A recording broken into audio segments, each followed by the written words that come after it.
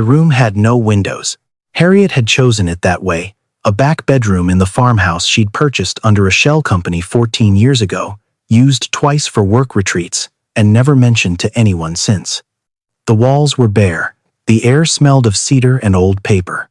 A single lamp threw yellow light across the folding table where a laptop sat open, its screen the only living thing in the room. On the screen, a funeral.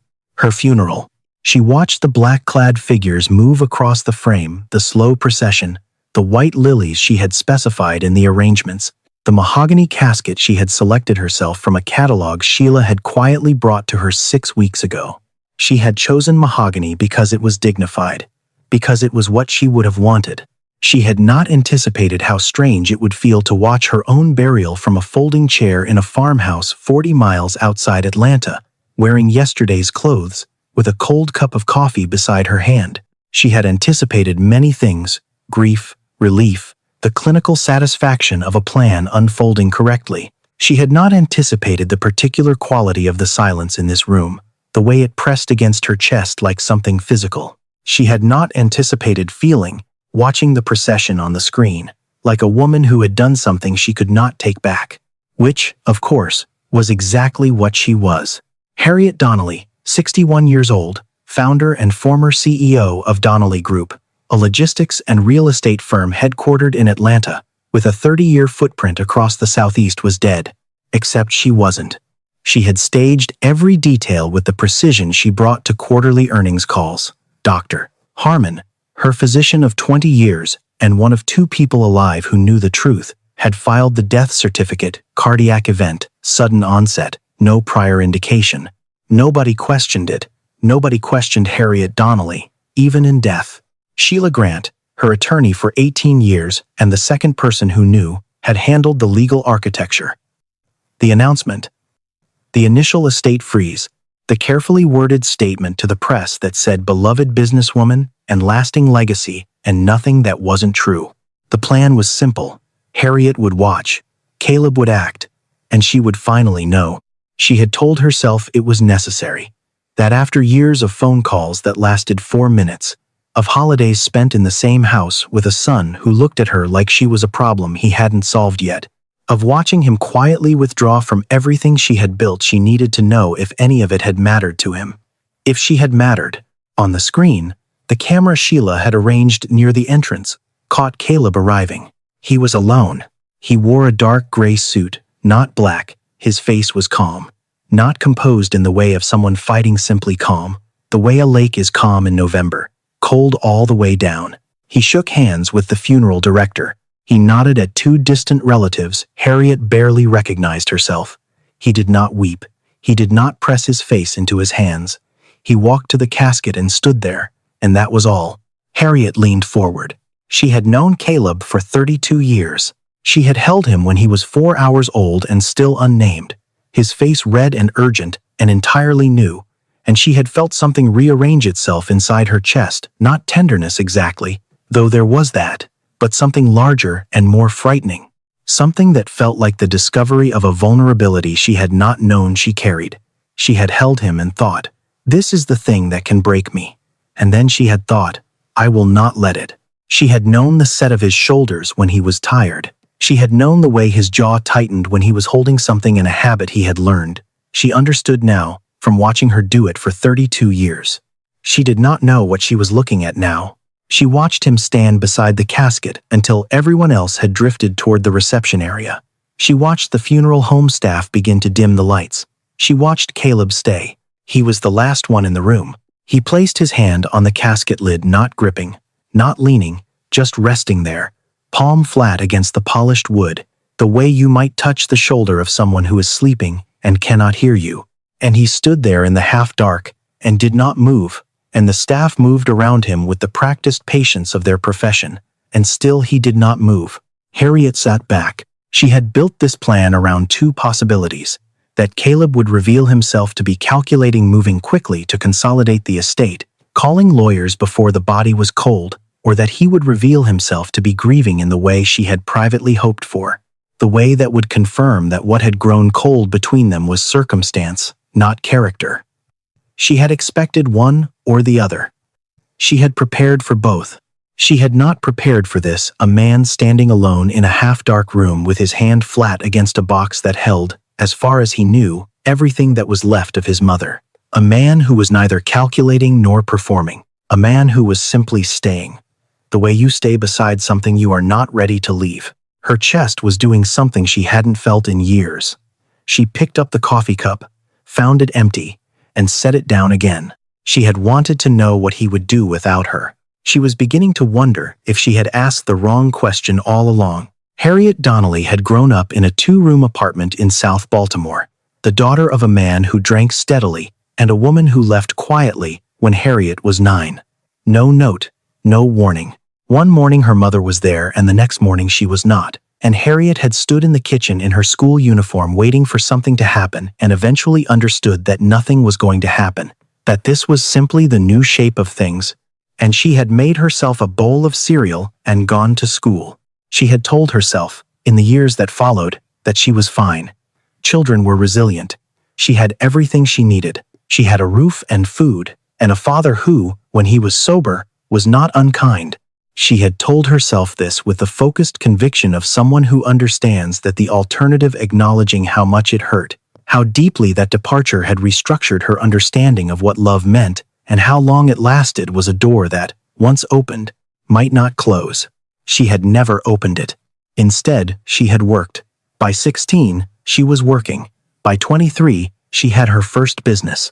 By 38, she was the woman on the magazine cover, and the woman on the magazine cover did not have a mother who left, and a father who drank, and a childhood full of quiet waiting. The woman on the magazine cover had built something from nothing, which was true, and had done it alone, which was also true, and had needed no one, which was the part that was not entirely true but which she had repeated to herself so many times that the distinction had blurred. What she hadn't accounted for was that the past has a way of leaking. It leaked into the way she loved her son, fiercely, completely, and with a terrified grip that had nothing to do with Caleb and everything to do with a 9-year-old girl who had learned that people leave without warning, and that love is not a thing you can count on to stay.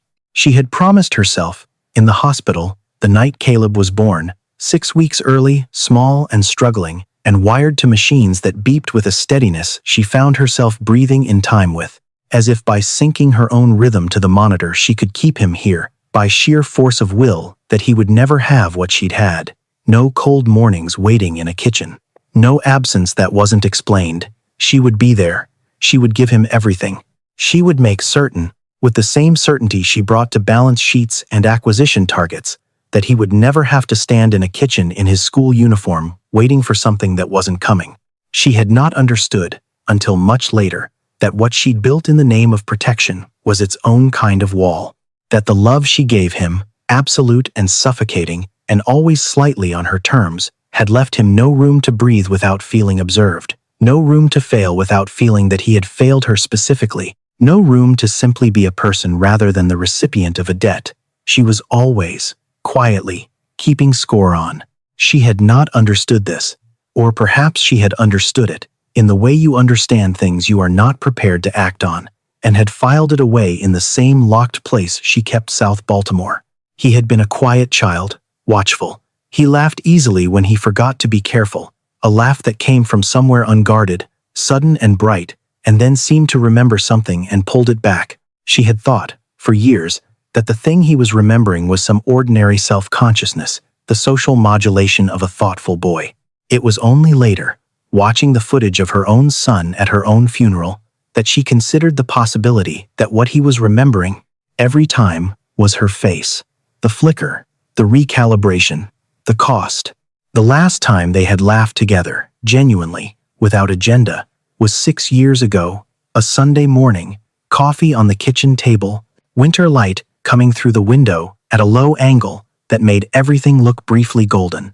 Caleb had made a dry comment about the weather forecast, something deadpan about the meteorologist's persistent optimism in the face of all evidence, and she had laughed before she could perform not laughing. And for a few minutes, it had been easy the way it used to be when he was small and didn't yet understand the weight she carried.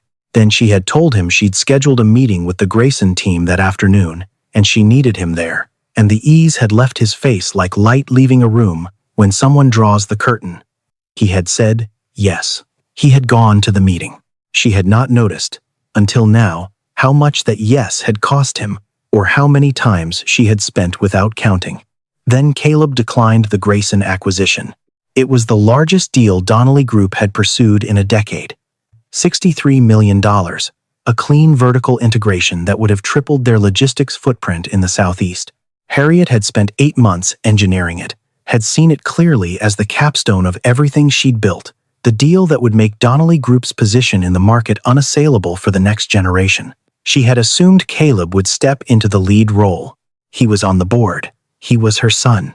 The succession had been implicit for years, written into every opportunity she'd shaped for him, every introduction she'd orchestrated, every role she'd quietly constructed around what she imagined he was. He had sent her a letter, not a call, a letter, typed on plain paper, 3 paragraphs, and the very format of it, the deliberateness, the distance told her more than the words.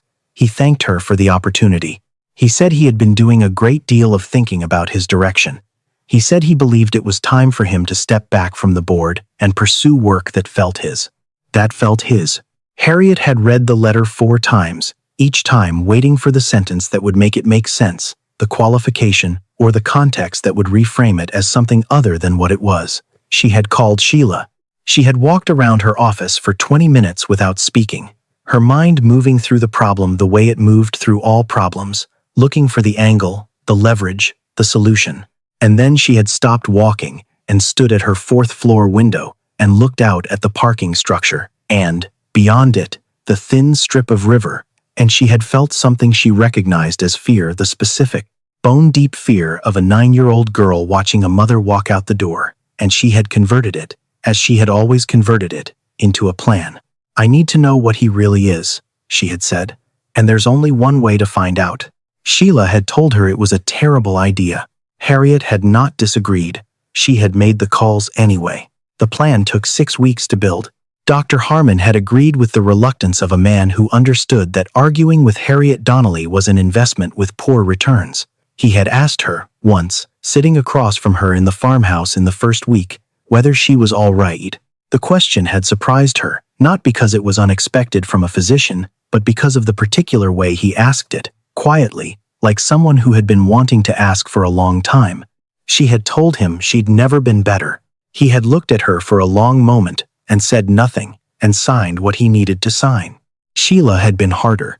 "You're going to break something that can't be fixed," Sheila had said, sitting across from Harriet in the farmhouse on the day they finalized the details. Sheila was 64, had known Harriet for nearly 2 decades, and had the particular exhaustion of someone who had spent years being the most honest person in the room of a woman who did not always want honesty. "Caleb isn't a stress test. He's your son. I know what he is," Harriet had said. "Do you?" Sheila had looked at her for a long time, not unkindly, but without flinching. "Because if you knew what he was, you wouldn't need to do this. The fact that you need to do this means you don't know. And the reason you don't know," she had paused, choosing, "the reason you don't know is because you've never asked him. Not really. Not in a way that left room for an answer you hadn't already prepared for." Harriet had not responded to that.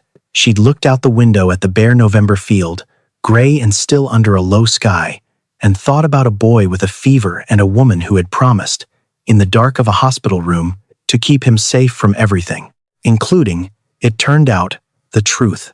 The obituary ran on a Tuesday. By Wednesday morning, the condolence calls had started. By Thursday, Sheila had fielded 41 emails and 17 flower deliveries. Then she drove to the farmhouse and sat across from Harriet with the careful stillness of someone carrying news she doesn't know how to deliver. "He hasn't called anyone," Sheila said finally. "I know. He hasn't issued a statement. The board is getting anxious. The estate freeze should hold them for 90 days. Let them be anxious." Harriet was watching the live feed from the security camera outside Donnelly Group headquarters. Caleb had arrived at 8:47 that morning, an hour earlier than his usual time. He had not left. She watched the footage without knowing what she was looking for, the way you watch a face in a crowd that you think you recognize, waiting for the angle that confirms it. The whispers started within 48 hours. He didn't cry, she heard, secondhand, through Sheila. A comment made at a reception she hadn't attended because she was dead. Not once. Cold as his mother, but without the bite. He's waiting. Give him 2 weeks. He'll have advisors in there, restructuring everything. Harriet heard these things and felt something she had not expected. Not vindication, not the grim confirmation of her fears, but a slow, nauseating recognition. These were people who had sat at her table, who had eaten her food and accepted her introductions and called her formidable in the particular tone that meant both compliment and warning. And they were looking at her son the way she had been looking at him, assuming the worst and calling it realism, building a story around his silence and his stillness and his failure to perform grief in the expected register, and not once asking whether the story might be wrong. She understood, sitting in the cedar-smelling room 40 miles from the city, that she had taught them to do that. That she had modeled, for 30 years, the posture of a person who looks at restraint and calls it coldness, who looks at distance and calls it indifference, who does not ask what is beneath the surface, because she has already decided. She had taught them to read people the way she read people, and then she had been surprised to find her son read the same way. On the 9th day, Sheila called with news. He's requested a 90-day hold on all major financial decisions. He's not reviewing the investment portfolio, not looking at the acquisition pipeline. A pause. He pulled the charitable foundation records, the discretionary fund ledgers, the personal correspondence files from your assistant. Harriet was quiet, processing. He's also been in your old office, Sheila added. The 4th floor, 3 times this week. Harriet had kept that office for reasons she would have struggled to articulate.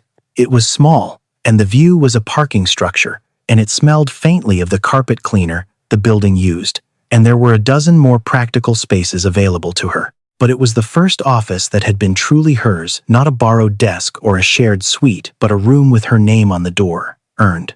She had moved to the 14th floor 12 years ago and kept the 4th floor office locked and hadn't told anyone why, and hadn't examined why too closely herself.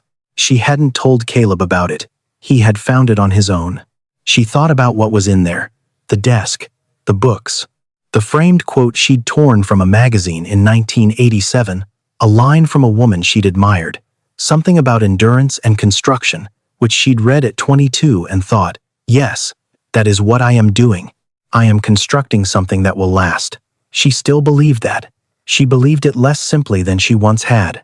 And in the bottom drawer she thought about the bottom drawer, and the things she'd put there over the years, and what Caleb would make of them if he found them. On day 14, Caleb sold the Patek Philippe. The watch had been a gift for his 25th birthday, a Saturday in March, when she had taken him to dinner at the restaurant where she'd signed her first major contract, wanting to mark the occasion with something that held weight. She had given him the watch in a blue box across a white tablecloth and said something about legacy and time, something she had prepared, something she had believed was meaningful. He had thanked her. He had worn the watch twice that she knew of. She had told herself it was because he was careful with nice things. She had not asked him whether he liked it. It had not occurred to her to ask. He sold it for $42,000. 2 days later, he vacated the penthouse and moved into a 2-bedroom unit near Donnelly Group's original offices in Midtown, a building with a broken elevator and a bodega on the ground floor and walls thin enough that you could hear your neighbors' televisions. It was the kind of place Harriet had spent her entire adult life moving away from. It was the kind of place her son had chosen to move into, deliberately, with the watch money, after her death. She turned it over, the way she turned over problems she couldn't solve yet. He was liquidating comfort, stripping back the infrastructure she had built around him. She tried to read it as calculation. Maybe he was simplifying his footprint before making a larger move, consolidating resources, but the calculation didn't hold. There was no larger move that required this. There was only a man choosing, in the weeks after his mother's death, to live smaller and closer to the ground. On day 19, Sheila sent her a photograph. Caleb, standing outside a yellow duplex in Decatur, talking with a woman on a front porch.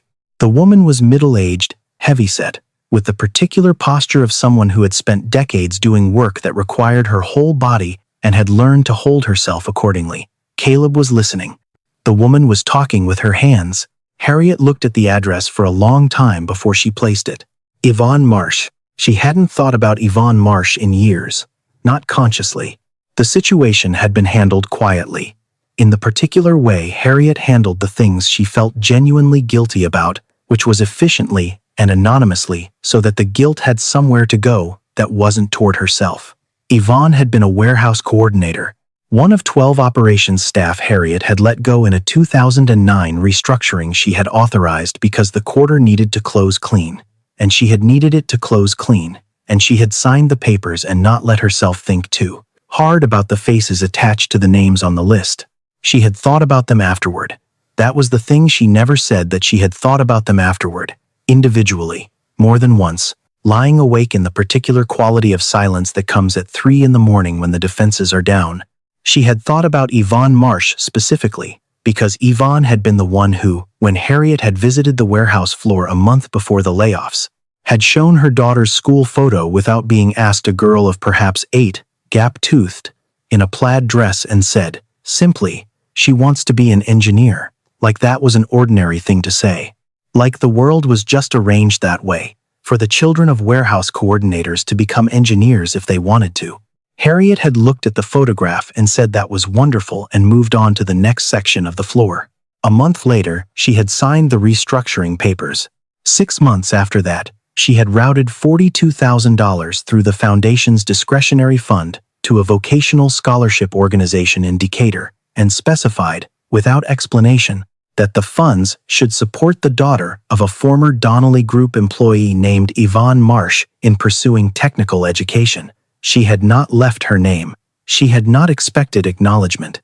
She had done it because she was standing at her 4th floor window at 3 in the morning, thinking about a gap-toothed girl in a plaid dress who wanted to be an engineer, and because doing something, even something small and anonymous and years too late, was the only way she knew to move the weight. Caleb had found Yvonne anyway. Sheila had positioned herself near the duplex that afternoon and called that evening. He stayed for 2 hours, Sheila said. Yvonne talked most of it.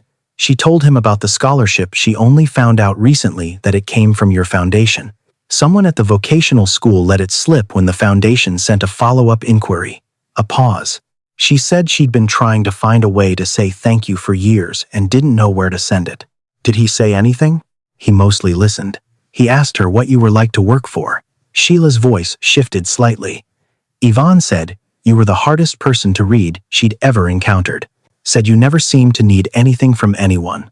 But she said one time, during a site visit, she'd watched you crouch down to talk to a kid who was waiting for his mother in the break room, maybe 7 years old, sitting on a plastic chair with a backpack in his lap.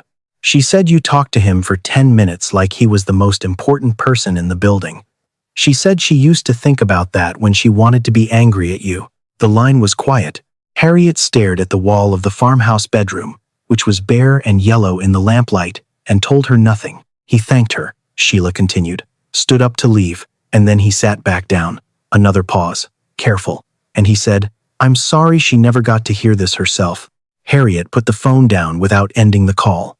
She sat with it face down on the folding table for a long moment, and then she picked it up and said she'd call Sheila back, and ended it properly and set it down again. She sat in the room she had chosen for its lack of windows and thought about a boy who had driven to Decatur on a weekday to sit on a stranger's porch and listen to stories about a woman he thought he'd lost. She thought about the particular phrasing, I'm sorry she never got to hear this herself, and the verb tense, which was past, which meant he believed it, which meant he was sitting in Yvonne Marsh's living room, believing that his mother was gone, and saying he was sorry she would never know the things that were being said about her. She thought about the watch, the penthouse, the 4th floor office, the foundation records. She thought about a 9-year-old girl in a South Baltimore kitchen waiting for something that wasn't coming, and the woman that girl had become, and the plan that woman had made, and how the plan looked from here not like a test, not anymore, but like a question she hadn't been brave enough to ask out loud, dressed up in logistics and deniability. She thought she understood, for the first time, what Sheila had meant. Marcus Webb had known Caleb Donnelly since they were 14 years old. They had met the 3rd week of freshman year at Whitmore Academy. Caleb had sat down uninvited at Marcus's lunch table and said, without preamble, "You look like you don't want to be here either." And Marcus had looked at this quiet, serious boy and thought, correct, and also you. And they had been friends since that afternoon in the way that certain friendships form, not through enthusiasm, but through the relief of recognition. Marcus was in Atlanta now, running an architecture firm, settled in the way Caleb had always seemed adjacent to without landing in. They had drifted as adult lives drift. They texted. They had seen each other a handful of times in the past 4 years. Caleb called on a Thursday evening, 3 weeks after the funeral.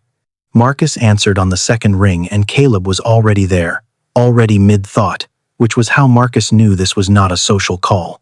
They talked around it for a while, Marcus offering condolences with the care of someone who had not known Harriet well, but understood her scale in Caleb's life, Caleb accepting them with the brief, calibrated thanks of someone who had been accepting them for 3 weeks.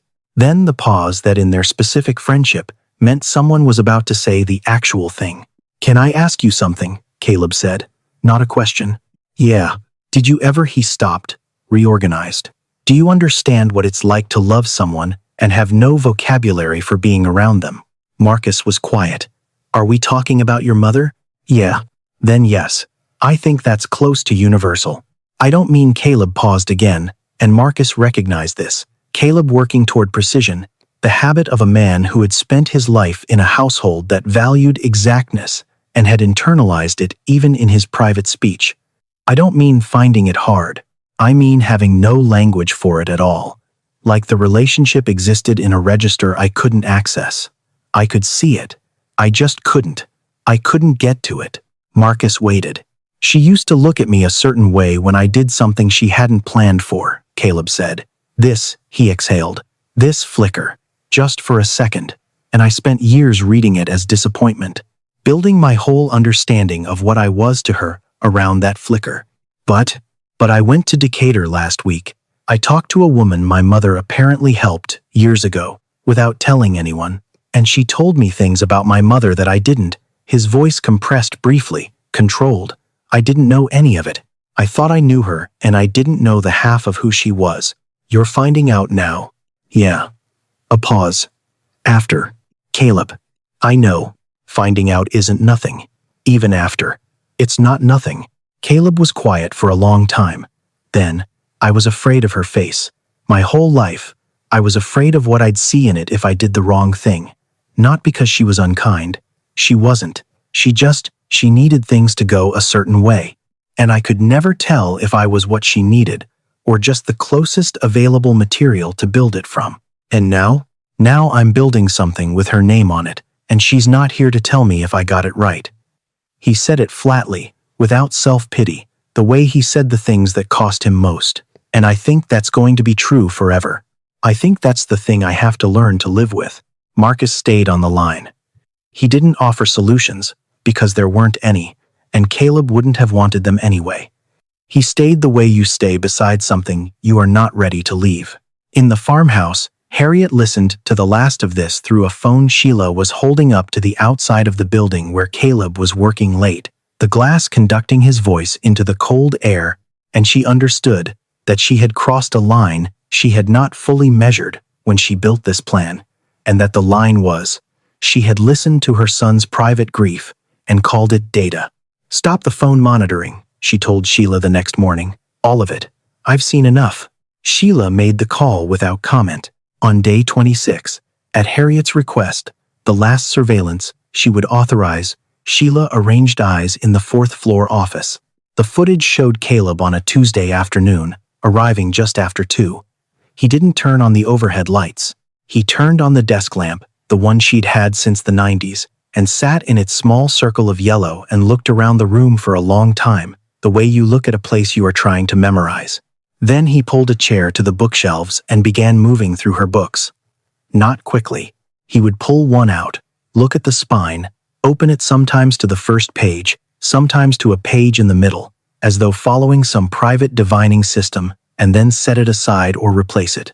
He spent a long time with a collection of business biographies she had accumulated over the years, the ones she had read in her 30s when she was building and needed to believe that building was possible. Then, he opened the bottom drawer. Harriet sat forward. He lifted out the metal box and set it on the desk and opened the lid and looked at what was inside for a moment without touching anything. Then he lifted out the Polaroid Caleb at 4 years old in a yellow rain jacket, laughing at something beyond the frame. The laugh of a child who hasn't yet learned to monitor himself. She had kept it because that laugh was the most purely himself she had ever seen him, because it was evidence of something she sometimes lost faith in, that there was a version of her son who existed entirely outside her influence, who had his own interior weather, who was not only the thing she had shaped. He looked at the photograph for a long time, then he set it carefully on the desk, face up, and reached back into the box and found the letters. There were 11 of them. Notes she had written over the years for his birthdays, for his first day of high school, for the week before he left for college, when she had stayed up one night and written 4 pages in a hand that got less careful as she went, saying things she had not said out loud, had not known how to say out loud, had put into an envelope addressed in his name, and then held for a day, and then put in the drawer. She had told herself she would give it to him later. She had told herself the moment wasn't right. She had told herself that so many times that eventually the telling had become the thing itself, and she had stopped looking for the moment and started to understand, quietly and without fully admitting it, that what she was afraid of was not the wrong moment, but the right one. He read them slowly. She could see his face from the side, not straight on, but enough. He read each letter and set it face down on the desk when he was done. When he finished the last one, the graduation letter, the longest and most unguarded, he sat with his hands flat on the desk and his eyes somewhere in the middle distance and did not move for a long time. It was the same stillness she had seen at the casket, the same quality of someone present in a way that required everything they had. Harriet's hand was pressed against her mouth. She did not realize she was crying until she felt the wet on her fingers, and by then she had been crying for a while. She let herself cry without stopping it, which was not something she did, which was perhaps the only thing in 6 weeks that had gone differently from the plan. She had been wrong. Not wrong about facts, the facts were what they were. Wrong in the way that matters most, the way that compounds over years and decades into the architecture of a relationship. She had looked at a person she loved and decided she already knew the shape of him, and she had organized her love around that knowing, and the knowing had been incomplete in ways she was only now, sitting in a windowless room 40 miles from the city, beginning to measure. On day 31, Caleb filed articles of incorporation for a new nonprofit. Its stated purpose was the provision of housing assistance, childcare support, and vocational resources to single mothers and their children in underserved Atlanta communities. Its name was the Harriet House. Sheila called at 7 in the morning. She read the name once, and then again. Harriet sat in the farmhouse kitchen with the morning light coming in low through the window and the name moving through her like something she had no category for. Not pride, or not only pride. Something that included pride and grief, and a specific remorse she had no clean word for. The remorse of someone who has been given an answer to a question she should have asked differently. She thought about the document in her desk at home, the 12 pages she had started in 2011, in a yellow legal pad, after a night when she had lain awake, thinking about Yvonne Marsh's daughter and the women like her, the women who were where she had been, who needed what no one had given Harriet, and what she had spent her life pretending she hadn't needed. She had drafted a center, services, intake models, job training, emphasis, over dependency, support, a reception desk positioned, and here she had written a note to herself in the margin, and underlined it so that the first thing anyone sees is someone already facing them. She had returned to the document over the years, adding pages, revising the intake model, updating the budget projections. She had never shown it to anyone. She had never told anyone it existed. She wasn't sure, if asked, she could have explained why she kept it and never moved it forward. Something about readiness, or something about deserving, or something she couldn't name about the distance between what she had built professionally and what she understood, privately, still needed building. Caleb had found it. He had taken a 12-year-old document she had never shown him, and he had taken the money from a watch she had given him that he had never worn. and he had named a non-profit after her. He's not taking a salary, Sheila said. Volunteer board member. He's secured a building on Ponce de Leon former daycare facility. He's already brought in a program director. He's moving faster than I would have thought possible. Harriet looked at the bare field through the kitchen window. November stubble, pale, and cold. She had wanted to know what he would do without her. She knew now. And the knowledge was not the vindication she had built this for, not the relief of confirmed suspicion, not the sorrow of confirmed fear, not anything she had prepared language for. It was something that sat in her chest without resolving, something that would require time and honesty and a level of directness she had spent 61 years avoiding. She had made a mistake, not a small one, not the kind you can correct with a memo or a restructuring or a carefully worded statement to the press, the kind you can only correct by going back. The night before the center's opening, Sheila drove to the building on Ponce de Leon, on her own, no instruction, no surveillance arrangement, just Sheila in her car on a cold Wednesday night, not entirely sure why she was there. She had known Harriet Donnelly for 18 years, and she had never fully understood her, and she had sometimes wondered, in the way you wonder about people you work very closely with, whether understanding was the right goal, or whether something more modest, witnessing, perhaps, simply being present for, was the better ambition. She parked across the street. The building was lit from inside, warm light through the new windows. She could see movement, a single figure, moving through the large front room. Then the figure stilled, and she heard, faintly through the glass, a voice, Caleb, alone, talking to the room, or to the walls, or to the photograph of his mother. Someone had already hung on the far wall beside the mural, a framed print of a photograph Sheila recognized from the Donnelly Group's lobby, Harriet at the ribbon cutting for their Savannah warehouse, smiling in the particular way she smiled in photographs contained, a little formal, as though smiling was something she was doing correctly, rather than something happening to her. Sheila opened her phone and called Harriet, and when Harriet answered, Sheila said nothing. She held the phone up toward the glass. "I don't know if this is any good," Caleb was saying. His voice carried differently in the empty building, not the managed, modulated voice she had heard in board meetings and press calls, but something underneath it, the voice that existed before the management, quieter and less certain and more real. "I tried to follow the plan you had, the square footage, the intake model, the emphasis on job training over dependence. I think you would have moved the reception desk. You always move the reception desk in new spaces, you said. It has to say you belong here before anyone opens their mouth. I moved it twice. I'm not sure I got it right." A pause. Footsteps. Slow. "I've been thinking, these past weeks, about all the things I didn't say.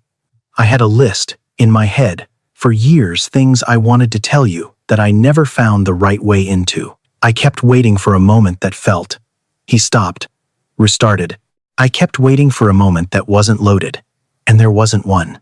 Every moment with you was loaded, for me, because I couldn't look at you without wanting something from you that I didn't have language for. I think I wanted you to just look at me and not need anything. To look at me and find whatever was there sufficient.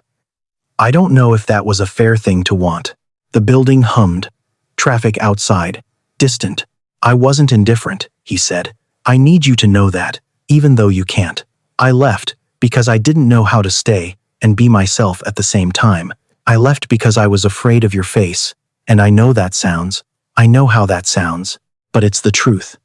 I was afraid of your face, and I was afraid of what it would show me. And I spent so long being afraid of that I never stopped to ask whether I was reading it right." His voice held there, at the edge of something. "I know it's too late. I know you're not. I know." A breath. "But I still wanted you to see this. I still wanted this to be something you knew about." The line went quiet. Just the hum of the building, the distant city. Harriet had one hand flat on the kitchen table and the other holding the phone, and she was not performing composure, and she was not converting anything into a plan. She was just sitting with what she had heard. The way you sit with something you have been handed that you know you will have to carry for a long time. She had staged a death to find out what her son was made of. She had found out. And what she found was not what she had feared, not the coldness, not the calculation, not the man who had been waiting for his inheritance. What she found was a son who had spent 32 years afraid of her face and had, the moment he believed she was gone, used every resource available to him to finish what she had started and name it after her, who had driven to Decatur to hear strangers talk about her, who had read 11 unsent letters in a lamplight room and kept them all, who was standing alone in a building with her name on it, talking to a photograph. She put down the phone. She sat in the kitchen for a long time, in the low morning dark of a farmhouse 40 miles from the city, and allowed herself to understand the full dimension of what she had done and what it would cost, and what she was going to have to be willing to pay. Then she picked up her keys. She drove herself. She had not driven herself anywhere significant in 11 years. There were people for that. But at 11:53, on a Wednesday night, she backed the farmhouse's old Subaru out of the gravel drive with the headlights off until the main road, and she drove 40 miles in the dark, with both hands on the wheel and the radio off and her jaw set. Not because she was composed. She was not composed, but because composure was all she knew how to do with her hands in motion. She thought about what she was going to say. She had made presentations before audiences of thousands. She had sat across negotiating tables from men who had underestimated her and watched them recalibrate in real time. She had delivered eulogies, including one for a father who had given her little and taken much, and she had found the right words for that because she had practiced, and because the right words for a eulogy are ones that can be prepared. This was different. This was the thing she had spent 61 years not being able to prepare for, and she drove toward it without a script, because for once there wasn't one. She parked 3 blocks away and walked. The street was quiet. The building sat between a dry cleaner and a vacant lot, 2 stories of reclaimed brick with new windows and a door painted a dark, considered blue. Caleb had chosen the color, she realized, the specific blue of a Donnelly Group brand element she had established in 1994 and never updated because she liked its constancy. He had put it on the door without explaining it to anyone. Above the door, in clean sans serif letters, the Harriet House. She stopped. She had known the name. She had heard it from Sheila, had seen it in the filing documents, had turned it over in her mind in the farmhouse kitchen, and thought she understood the weight of it. She had not understood the weight of standing underneath it. She stood on the sidewalk in the November cold and looked up at her own name on a building her son had made, and felt the full length of the chain between the woman who had started the 12-page document in 2011 and the woman standing here now, and all the years in between in which she had kept it locked in a drawer. The light was on inside. She tried the door. Unlocked. Caleb had always been careless about locking up, a habit that had driven her quietly mad for years, and she felt, absurdly, a loosening in her chest at the evidence of that small, familiar carelessness, that unchanged thing, that piece of him she recognized. She went inside. The front room was larger than she'd expected. She had read the floor plan, but reading plans and standing in a room are different things, and the room was warm and high-ceilinged and lit, with Edison bulbs on track lighting that gave it the quality of somewhere that had been thought about. A reception desk stood just inside the entrance, positioned slightly off-center, angled toward the door. She stood and looked at it. He had moved it. Not to where she would have put it, he had said so himself. He wasn't sure he'd gotten it right, but to somewhere that understood the principle. Someone coming through that door would be seen from across the room before they reached the desk. Would have a moment, 3 steps past the entrance, of being already oriented toward, already held in someone's attention. She had written that, in the document, in 2011, she had written it because she knew, from being the 9-year-old in the kitchen, and from being the woman who had clawed her way into every room she'd ever entered, that the first thing people needed before information, before resources, before anything practical, was to feel that their arrival had been noticed. He had understood that. He had understood it from a 12-year-old document she had never shown him, and he had put it into practice in a building he had built in 6 weeks with his own money. She walked toward the corridor, toward the light. The main room was large and open, folding chairs stacked along one wall, round tables in a loose arrangement in the center, and on the far wall a mural that she stopped to look at. Warm colors, broadly rendered, abstract in the way that resolves into specificity if you look long enough. A woman, a child, hands joined between them. The posture of the woman was not heroic. She wasn't standing tall or looking ahead with purpose. She was leaning in. She was attending to the child. She had the posture of someone who had, for a moment, made the child the entire world. Harriet looked at it for a long time. Then she heard footsteps. Caleb had his back to her, hands in his pockets, looking at the mural. He hadn't heard her come in, or he had heard her, and thought it was Sheila, or a staff member, some ordinary nighttime intrusion. He turned with the unhurried movement of someone who is not expecting anything particular.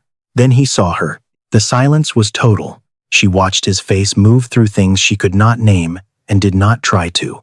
They came too fast and overlapped, and the light was not quite enough to catch every shift. His eyes moved from her face to her hands, to her face again, and his mouth opened and closed, and he made no sound.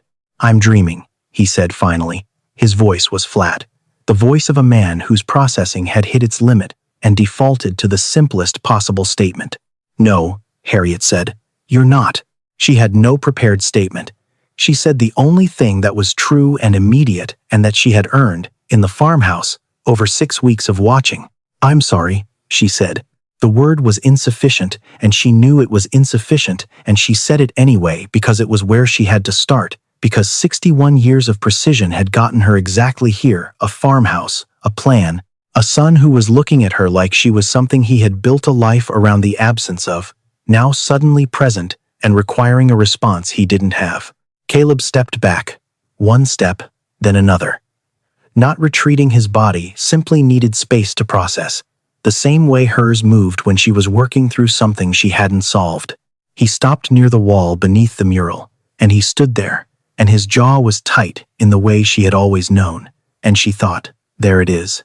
The thing I was afraid was cold. The thing that was never cold. "You were alive," he said. "Yes." "The whole time?" "Yes." He was quiet. She waited. She had spent 61 years not waiting for people, not out of impatience, but out of the belief, deeply held and never quite examined, that if you waited for people they would disappoint you. And if you moved first you controlled the terms. She waited now. She let the silence be his. "You thought I needed to be tested," he said. "I was afraid," Harriet said. "That's not an answer." "I know. It's the only one I have." She kept her voice level. Not because she felt level, she did not feel level. She felt like someone standing at the edge of something with no railing, but because levelness was the only container she knew for things this size, and she could hear, even as she maintained it, that Caleb had learned his levelness from her, and that this was part of what she owed him. "I was afraid of what you would do without me, and I was afraid of what your answer would mean, and I was afraid to ask you directly, because you are the one person in my life whose answer I couldn't prepare for. So I built a system instead. Because systems have predictable outputs. And you," she stopped, "you never had predictable outputs. That was the thing I didn't know how to handle. That was the thing I called indifference, when I didn't know what else to call it." Something moved across Caleb's face. He looked at her for a long time, really looked. The way he had been looking at the mural, like something that required sustained attention to resolve. Then he said, "I read the letters. I know. All of them. I know. You wrote 11 letters and put them in a drawer." He said it without accusation, the way you state a fact that contains its own weight. "You wrote them, and you kept them, and you never—" "I never sent them," Harriet said. "I know. I was afraid the moment had passed. And then, the next moment. And eventually, she looked at her son, standing beneath a mural of a woman and a child, in a room that had her name above the door. Eventually, I ran out of moments, and the letters were still in the drawer, and I understood that I was never going to send them, and I still couldn't throw them away." A long silence. Then Caleb said, "I never left because I didn't care." Harriet went very still. "I want to say that clearly," he said, "because I don't think I've ever said it clearly. I left because I didn't know how to stay and be myself at the same time. Because every time I did something you hadn't planned for, I saw that look, that flicker, and I decided." He stopped. "I decided I was reading it right. I decided it was disappointment. I spent years deciding that, and I never once just asked you." "It wasn't disappointment," Harriet said. "I know that now. It was fear. It was the same thing I was afraid of in you. I was afraid you'd leave. I was afraid that whatever I'd built between us wasn't real, and I kept looking at your face for confirmation and reading everything as confirmation that it wasn't." She heard how it sounded. She said it anyway. "I was a 9-year-old girl in a kitchen waiting for something that wasn't coming. And I spent 50 years building a life where I didn't have to wait for anyone. And then you were born, and I couldn't." She stopped, steadied. "I couldn't convert you. I couldn't make you predictable. And instead of understanding that that was a good thing, I turned it into a problem to solve." Caleb uncrossed his arms. The room was very quiet. The mural held its colors in the lamplight. Somewhere outside, a car passed and was gone. "I named it after you," he said, not as explanation, as the thing that couldn't be said directly, as "I never stopped," as "even when I was most gone, I was still pointed toward you." "I know," Harriet said. "I read the filing." He made a sound brief, involuntary, almost a laugh, real enough to change the temperature of the room by something small and measurable. She crossed to him, not quickly. She had spent 61 years moving quickly, making decisions, closing distance on her own terms. She moved now with the deliberateness of someone who understood that the approach was part of the message, that the way you go toward someone carries meaning, that you can arrive having already said something before you speak. She stopped 2 feet from him, close enough to see the specific exhaustion in his face, 32 days of grief that was real, whatever its object had been. Close enough to see the boy inside the man in the particular way you see it, in the people you have known the longest, the overlay of every face they have ever had. She put her hand out, not reaching for him, not pulling, just her hand in the space between them, palm up, the oldest and most basic offer she knew how to make. Caleb looked at her hand. The building hummed around them. Harriet waited, and this time the waiting was not strategic and not controlled. It was simply the patience of someone who had finally arrived somewhere and understood there was no shortcut through. He put his hand in hers. Not a collapse. Not the dramatic reconciliation she had watched in other people's stories and always found excessive. Just his hand in her hand, in the room with her name on it, in the city where they had spent their lives passing each other in the hallways of a relationship neither of them had known how to open. She closed her fingers around his. Neither of them spoke. They stood there in the building he had made from her plans, in the silence that was not distance. She knew the difference now, finally, between the silences, could feel it as a physical thing. The silence of distance has a specific weight and coldness to it, and this had neither. And she thought about a boy at 7 years old, saying "Mom," like the word itself was sufficient, and she thought about all the time between then and now, and she did not try to compress it, or resolve it, or convert it into anything. She let it be what it was. That was enough for now. It was a beginning. Beginnings were what she knew how to do. It was not easy after that. There were conversations that fractured in the middle, and had to be resumed the next day, or the day after. There were evenings that ended too soon, because one of them ran out of the particular courage required for that level of honesty and needed to go home and recover before the next attempt. There were things Caleb said that she didn't know how to respond to, and things she said that landed wrong and had to be walked back with the careful, effortful precision of someone dismantling something they built in haste. But they kept starting. That was the thing she had not known to expect, that both of them would keep starting. That Caleb, who had maintained his distance with such practiced efficiency, would turn out to be someone who showed up anyway, who answered the phone, who, when she said the wrong thing, waited for her to find the right one rather than taking it as confirmation of his old conclusion. She was still learning what to do with that. The board of Donnelly Group was told, 6 weeks after the opening, that Harriet was alive. The explanation was implausible and insufficient, and everyone knew it. Several board members resigned. Others stayed and said nothing, because they had spent enough time around Harriet Donnelly to understand that some things were better left unexamined. Gerald Fitch sent a card. "I'm glad you're not dead, even if the method was unsound." She kept it. Marcus Webb came to the center's second open house, at Caleb's invitation. He shook Harriet's hand in the doorway, and looked at her with the straightforward assessment of someone who had heard about her for 22 years, and was now taking stock. Then he said, "He talked about you like you hung the moon. I thought you should know that." Then he went inside. Harriet stood in the doorway for a moment in the winter air, taking stock in return.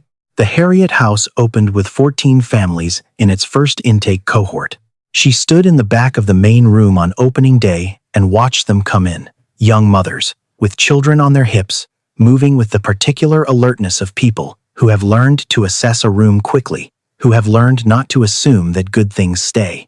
Women arriving alone, pausing inside the door, taking in the warm light and the desk already facing them, and the young woman already turning toward them from across the room, and letting their shoulders come down, degree by degree, as they understood. This place was what it said it was. A girl of perhaps 8, who let go of her mother's hand as soon as she was through the door and walked directly to the window and pressed her nose against the glass to look at the street outside, with the complete confidence of a child who has assessed a space in 3 seconds and decided it is safe enough to be curious in.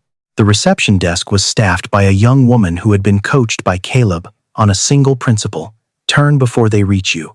Let them know they are seen before they have to ask. Caleb appeared beside Harriet, without announcement, quietly.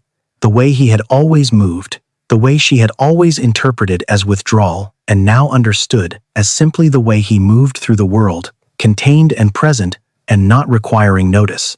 "The reception desk looks right," she said. "I moved it twice. I'm still not sure. I would have moved it 3 times, she said. "And I still wouldn't have been sure." He looked at her. The corner of his mouth moved. "You can still move it," he said. She looked at him, at her son, watching the room with the particular satisfaction of someone who has translated something from one form into another and found that it holds. She recognized the expression. She had worn it herself, in other rooms, at the end of other long efforts. She had not expected to see it on his face in a building with her name on it, built from her own plans, funded by the sale of a watch she'd given him that he'd never worn. She had spent 32 years trying to make him into the continuation of what she had built.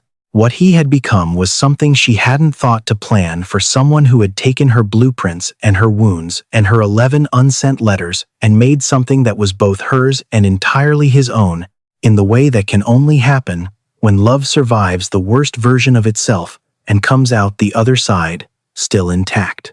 The girl at the window turned away from the glass. She ran back across the room and found her mother's hand, and her mother lifted her, and for a moment, the two of them stood together in the long light, coming through the clean new windows of a building that had started as a document in a locked drawer and a fear in a locked room, and had become, through a series of corrections too numerous and painful to fully recount, something that people could walk into and find themselves seen. Harriet stood beside her son. She did not speak. The room moved around them, the families settling, the staff attending, the small ordinary transactions of people arriving at a place that had been made for them. She watched it, and she thought about South Baltimore, and she thought about a 9-year-old in a kitchen, and she thought about a boy at 7 with a fever, and she thought about 11 letters in a drawer, and she thought about a cold drive in the dark, and a hand extended in an empty room. She thought, this is what I was building toward, even when I didn't know it, even when I was building everything else. This was the thing underneath. She thought, it is not too late. It is later than it should be, and it is not too late. She stood beside her son in the room with her name on it, and she let the silence be what it was, not distance, not the absence of something, but the presence of two people who had finally, after a very long time and a great deal of unnecessary difficulty, found their way to the same room. It was enough. It was, for the first time, genuinely enough,